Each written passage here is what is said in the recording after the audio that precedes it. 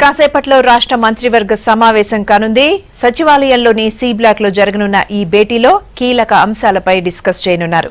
అసెంబ్లీలో ప్రవేశపెట్టాల్సిన draft బిల్లులపై cabinet లో చర్చించి ఆమోదం తెలపనున్నారు. రీసెంట్ గా పార్లమెంటులో ఆమోదం పొందిన జీఎస్టీ బిల్లు, సైబరాబాద్ కమిషనరేట్ విభజనకు సంబంధించిన ఆర్డినెన్స్, బ్యాట్ ఆర్డినెన్స్, ఆలయాల ట్రస్ట్ సభ్యుల పెంపు ఆర్డినెన్స్లపై మంత్రివర్గ సమావేశంలో చర్చించనున్నారు.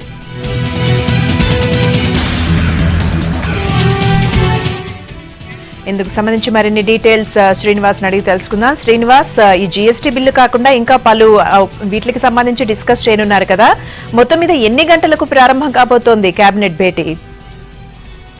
5 గంటలకు మంత్రివర్గ సమావేశం ప్రారంభమవుతుంది. దాదాపుగా గంట పాటే జరిగేటువంటి అవకాశాలు కనపడుతున్నాయి.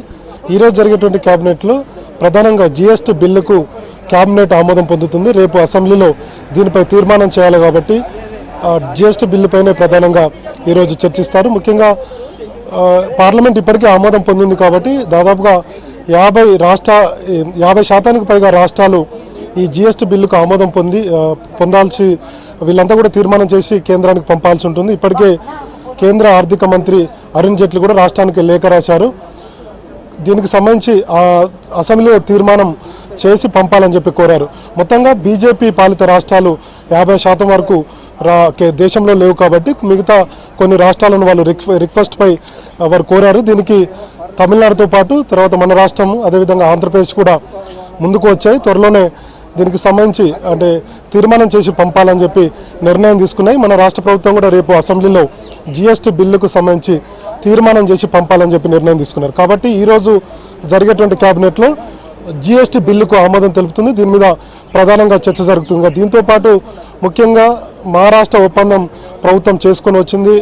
ఇప్పటికే మిగతా రాజకీయ పక్షాలు కూడా పెద్ద ఎత్తున విమర్శలు చేస్తున్నాయి ప్రభుత్వం మీద. కాబట్టి రేపటి నుంచి జరిగేటువంటి అసెంబ్లీ సమావేశాల్లో ప్రధానంగా ఈ మహా ఒప్పంద అంశం మీద ఈరోజు కేబినెట్లో చర్చించేటువంటి అవకాశం ఉంది. ప్రతిపక్షాలను ధీటుగా ఎదుర్కోవాలనేటువంటి ఒక అభిప్రాయంతో ముందుకు వెళ్ళేటువంటి అవకాశాలు కనపడుతున్నాయి. దీంతోపాటు మరొక 2 అంశాలు ఈరోజు కేబినెట్లో చర్చకు వచ్చేటువంటి అవకాశం ఉంది. వీటికి కేబినెట్ కూడా ఆమోదం పొందేటువంటి అవకాశాలు కనపడుతున్నాయి. ముఖ్యంగా సైబరాబాద్ కమిషనరేట్లు మొత్తం మన రాష్ట్రంలో 4 ఏర్పాటు చేశారు. ఒకటి వరంగల్, అదేవిధంగా హైదరాబాద్, సైబరాబాదు.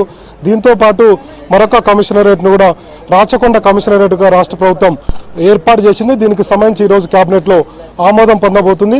సైబరాబాద్ కమిషనరేట్లో ఈస్ట్ వెస్ట్ 2 కమిషనరేట్లను రాష్ట్ర ప్రభుత్వం ఇదివరకే చేసింది, ఉత్తర్వులు కూడా ఇచ్చింది. కానీ దీనికి ఖచ్చితంగా చట్టం తీసుకురావాలన్నటువంటి అసెంబ్లీలో చట్టం తీసుకురావాలన్నటువంటి నిబంధన ఉంది. కాబట్టి లీగల్గా న్యాయ నిపుణులు కూడా ఇదే విషయాన్ని చెప్పారు. కాబట్టి ఈరోజు జరిగేటువంటి కేబినెట్లో రాచకొండ కమిషనరేట్గా ఒక కమిషనరేట్ రాష్ట్ర ప్రభుత్వం తీసుకురాబోతుంది. దీనికి సంబంధించి కేబినెట్లో ఆమోదం పొందుతుంది. ఇంకా ఈ వెస్ట్ సైబరాబాద్ కమిషనరేట్గా ఉన్నదాన్ని ఇక నుంచి సైబరాబాద్ కమిషనరేట్గానే పిలవాలని చెప్పి నిర్ణయం తీసుకున్నారు. దీంతో హైదరాబాద్ కమిషనరేట్, అదేవిధంగా Cyberabad commissionerate, Rachakonda commissionerate, Warangal commissionerate, ఈ విధంగా 4 పోలీస్ కమిషనరేట్లను రాష్ట్ర ప్రభుత్వం ఏర్పాటు చేసినట్లు అవుతుంది. ఇక దీంతోపాటు మరొక అంశం దేవాదాయ శాఖకు సంబంధించి అంటే పాలక మండలి ట్రస్ట్ బోర్డులో సభ్యులకు సంబంధించి కమిటీలలో 9 మంది మాత్రమే ఉన్నాయి. గత కొంతకాలంగా ఈ కమిటీలు నియమించేటప్పుడు కొంత ఇబ్బంది అవుతుంది. కాబట్టి దీన్ని 14